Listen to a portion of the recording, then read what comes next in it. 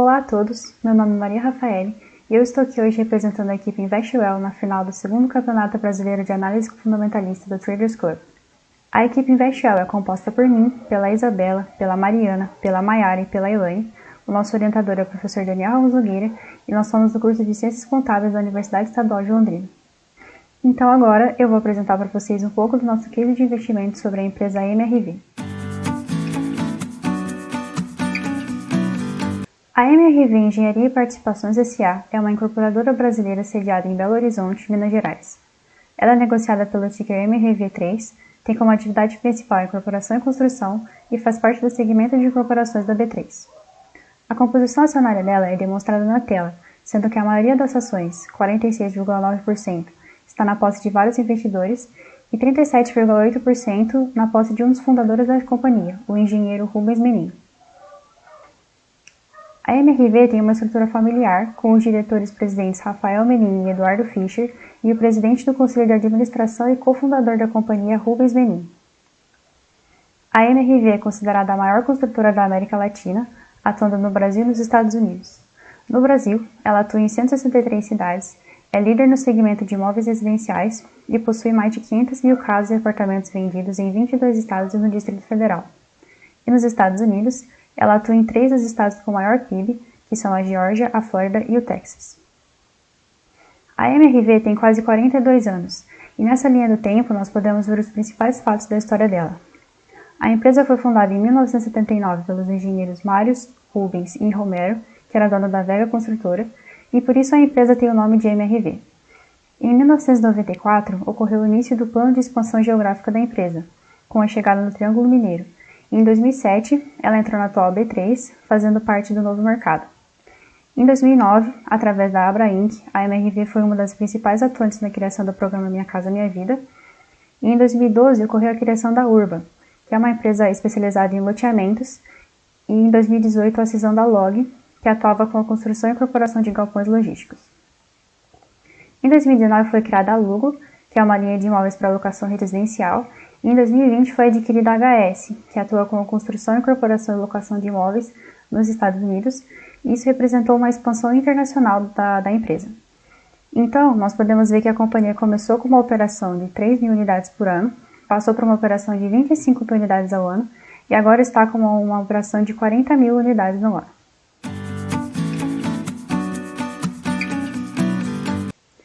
O modelo de negócios da MRV é dividido em 4 segmentos operacionais, gerenciados separadamente. O primeiro segmento, a incorporação imobiliária econômica, é representado pelas linhas Essential, Garden, Eco e Bio, e é um segmento responsável pela incorporação, construção e comercialização de imóveis próprios ou de terceiros. Então, a MRV ela compra o terreno, desenvolve os projetos, faz o orçamento, vende, constrói e depois entrega esses imóveis para os clientes. Esse segmento é para a faixa de 2 a 7 salários mínimos, sendo em grande parte financiado pela FGTS, e o desenvolvimento e a construção dos empreendimentos são realizados diretamente pela companhia ou por suas controladas em conjunto e coligadas. O segundo segmento é a incorporação imobiliária de média renda, que é a mesma coisa que o primeiro segmento, só que para as faixas de 5 a 11 salários mínimos, e é financiada pelo SBPE. Esse segmento é representado pelas linhas Class e Sensia. A Sensia, inclusive, é uma nova marca da MRV e no primeiro trimestre de 2021 foi lançado o primeiro empreendimento dela, o Sensia Parque Prado, na cidade de Campinas.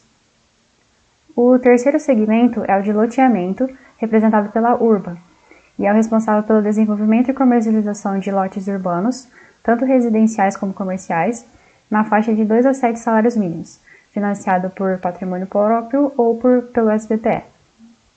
A Urba está presente em 19 cidades de 5 estados brasileiros. E o quarto e último segmento é o de locação, representado pela Lugo, no Brasil, e pela HS, nos Estados Unidos. Esse segmento é responsável principalmente pela incorporação e locação de imóveis residenciais, então a MRV compra o terreno, faz a parte de aprovação dos projetos, depois constrói e coloca para aluguel. Quando ela atinge a estabilização, que é acima de 95% de locação, ela faz a venda para fundos imobiliários, que são os FIs no Brasil e os REIT nos Estados Unidos. Destaca-se que a Lugo ela foi a primeira startup da MRV e hoje ela está em mais de 10 cidades do Brasil. Atualmente, o segmento de incorporação imobiliária é o maior da empresa, representando aproximadamente 97% da sua receita. A operação anual da MRV é de mais de 40 mil unidades e a estratégia dela é atingir 80 mil unidades até 2025, com um VGV de 18 bilhões de reais. Essa estratégia ela consiste em dar maior autonomia aos segmentos Lugo, Urba e HS para que eles aumentem a contribuição na receita da empresa e faz parte do plano da gestão da empresa com foco em crescimento e perpetuidade. Destacamos que a MRV ela tem apresentado bons resultados, tendo assertividade nos lançamentos, considerando a experiência dela no setor, e também tem sido resiliente aos ciclos nos últimos anos. Além disso, a empresa inova frequentemente em seu processo de construção, visando manter a qualidade de construção com custo menor, como, por exemplo, a troca das formas de alumínio por plástico e o uso de drywall nas paredes internas do apartamento.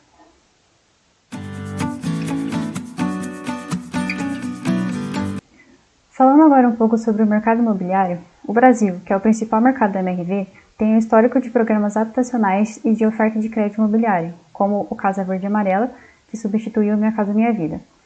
O Minha Casa Minha Vida, o maior programa de habitação do país, foi criado em 2009, e o Casa Verde e Amarela, que trouxe algumas modificações em relação às faixas de crédito do Minha Casa Minha Vida, em 2020. E a MRV é inclusive a maior empresa do Casa Verde e Amarela. No Brasil, o déficit habitacional em 2019 foi de quase 6 bilhões, com tendência de aumento, o que mostra que há demanda para o setor. Além disso, segundo a Câmara Brasileira da Indústria da Construção, o primeiro trimestre de 2021 foi mais favorável do que o de 2020 em relação ao número de unidades lançadas e vendidas, o que indica um crescimento. A Selic, apesar de ter aumentado no primeiro trimestre de 2021, continua baixa, analisando historicamente, e as taxas de financiamento do crédito imobiliário têm diminuído, ao mesmo tempo em que o estoque do crédito imobiliário vem aumentando, o que é favorável para o setor. Nos Estados Unidos, a habitação de baixa e média renda vem sendo um problema e o percentual de aluguel para essa faixa vem crescendo. Além disso, os estados onde a MRV atua estão entre os 10 maiores em relação ao PIB. No terceiro trimestre de 2020, os custos dos materiais de construção começaram a aumentar devido à inflação. Diante disso, a MRV adotou duas estratégias. Primeiro, antecipação da compra e estocagem de matéria-prima, e também a substituição de alguns materiais, como, por exemplo, tela de aço por fibra de vidro nas paredes, drywall e formas de alumínio pelas de plástico, entre outras estratégias. Além disso, a inflação deve começar a cair no terceiro trimestre de 2021, segundo dados do IPEA.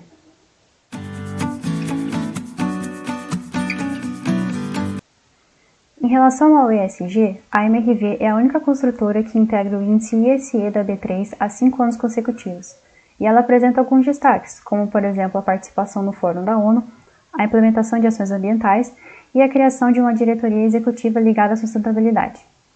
Destaca-se também que a MRV também atua no esporte através do patrocínio de atletas como, por exemplo, a Fadinho.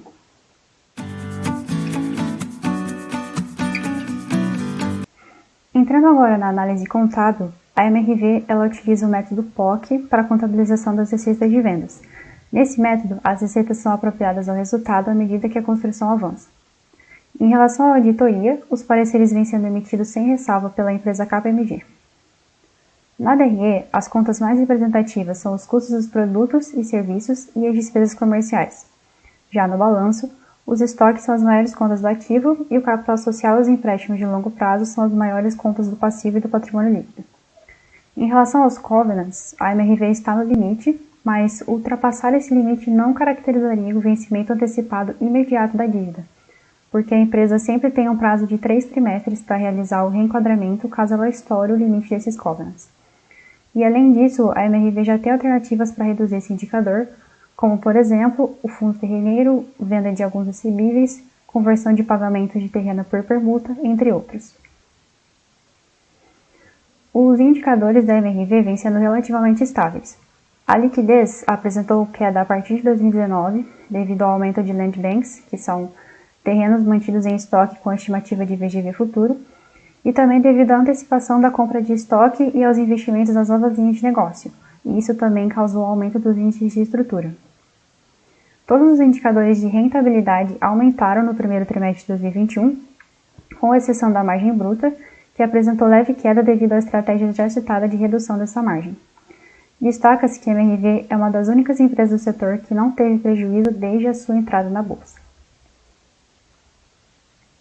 Em relação à insolvência, a MRV manteve-se abaixo da média do setor. E em relação a indicadores do setor, a MRV está melhor na maioria, com exceção da margem bruta, da liquidez e da estrutura, devido aos motivos já citados. Um indicador muito importante do setor da MRV é o VGV, o Valor Geral de Vendas, que equivale ao total de unidades lançadas, multiplicado pelo preço médio de venda estimado das unidades. Com relação a esse indicador, a empresa mostra um crescimento equilibrado e constante, crescendo 5,51% em 2019 e 3,43% em 2020, diferente do VGV médio dos concorrentes do setor, que se mostrou volátil, com um crescimento de 40,24% em 2019 e uma retração de 17,19% em 2020. No primeiro trimestre de 2021, mesmo adotando políticas de diminuição do VGV por conta da pandemia, a MRV também traz bons resultados, tendo um VGV de 1,7 bilhões de reais, que é 58% maior que o trimestre de 2021, e no segundo trimestre de 2021 ela atingiu o recorde de 2,4 bilhões em VGV lançado, que é 40% maior que o primeiro trimestre de 2021.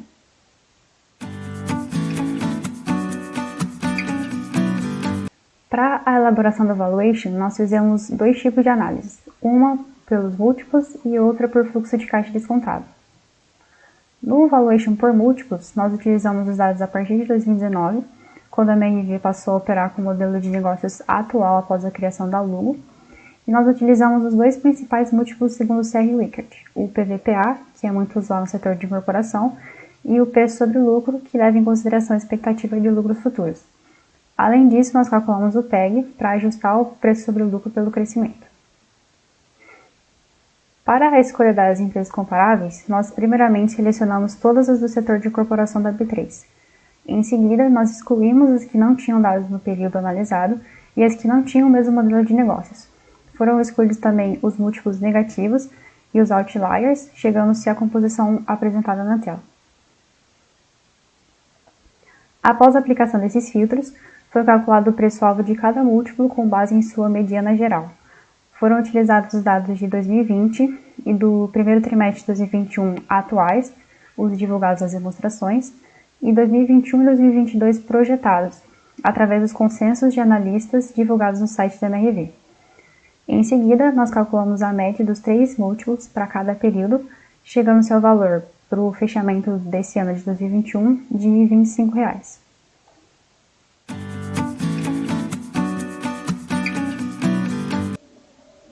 No valuation por fluxo de caixa descontado agora, nós utilizamos o modelo de fluxo de caixa para os investidores com base no livro de CR Wickert de 2021. Nós escolhemos utilizar esse modelo porque, de acordo com os autores, o fluxo de caixa para os investidores equivale ao fluxo de caixa do negócio como um todo, tendo um foco maior na operação da empresa.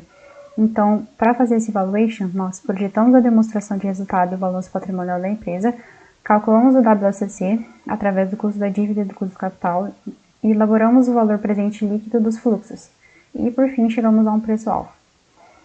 O balanço foi projetado para os próximos 5 anos com base no crescimento médio do ativo total dos últimos 5 anos e na análise vertical de 2020. A DRE foi projetada para os próximos 5 anos, 2021 até 2025, de acordo com a estratégia da empresa de alcançar uma operação anual de 80 mil unidades até 2025.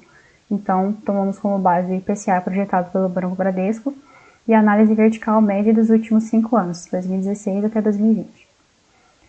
Na DRE, nós também incluímos uma estimativa dos ganhos da HS, como outras receitas. Nós fizemos isso porque, além da HS estar em outro país, ela tem perspectiva de chegar a representar 32% da operação anual da empresa, o que nós consideramos bem significativo, e por isso resolvemos incluir essa linha separada de projeção na DRE. Essa estimativa foi realizada com base nas unidades vendidas, disponíveis para venda e em construção no segundo trimestre de 2021 e com base na estratégia da empresa de alcançar um VGV de 5,7 bilhões de reais até 2025 pela HS. Então, no segundo trimestre de 2021, a MRV vendeu 2 empreendimentos, tem mais 5 disponíveis para venda e 4 em construção. Com base nesses números e utilizando uma margem bruta de 28%, com base nas estimativas da companhia e nas últimas vendas realizadas, nós chegamos aos valores de receita apresentados.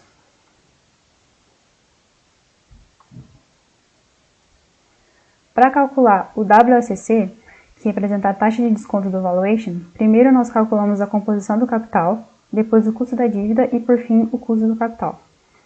A composição do capital foi calculada com base nos empréstimos, financiamentos e debêntures, tanto circulantes como não circulantes, para a parte de capital de terceiros e no valor de mercado da empresa para a parte de capital próprio.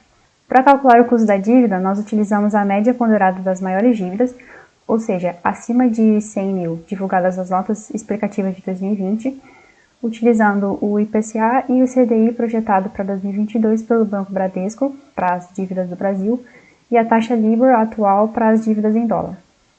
Assim, nós obtivemos um custo da dívida bruto de 8,25% e um custo da dívida líquido, após descontar o imposto de renda e CCLL de 34%, de 5,44%. Para o custo do capital, o CAPM, foi utilizada a taxa livre de risco T-Note 10 anos nos Estados Unidos, de 1,29%, um prêmio de mercado do Brasil, de 7,63%, o risco país do Brasil, de 2,91%, e um beta de 1,06%. Isso resultou em um CAPM de 13,60% e, desse modo, o WACC obtido foi de 10,39%. A partir desses dados, nós calculamos o fluxo de caixa descontado para os próximos 5 anos, pois esse é o período apontado pela empresa em sua estratégia de crescimento, e utilizamos como taxa de crescimento da perpetuidade o PIB projetado para 2025, que pela estimativa do Banco do Bradesco é de 3%. O fluxo de caixa para os investidores foi obtido conforme CR Wickert, pelo resultado operacional, mais a depreciação e menos o imposto operacional, o CAPEX e o investimento em capital de giro líquido, todos eles calculados com base na projeção do balanço e da DRE. Em seguida, pelo valor presente líquido desses fluxos, nós calculamos o valor da firma, que foi quase de 12 bilhões de reais, e depois o equity value, que foi de quase 10 bilhões de reais. E por fim chegamos ao preço-alvo de aproximadamente R$ 21.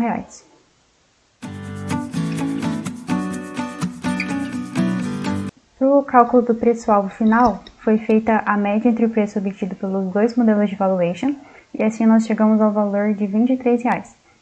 Como esse preço é superior ao atualmente negociado, que é de R$ 14,82 em 28 de julho, e considerando as projeções de crescimento da MRV, a recomendação é de compra, com o upside de 52,63%.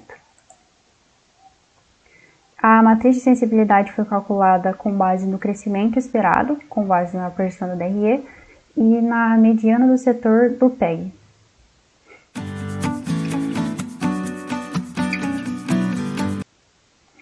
Com base nos dados apresentados, nós percebemos que a MRV está saudável, com um desempenho estável e acima do setor em vários indicadores.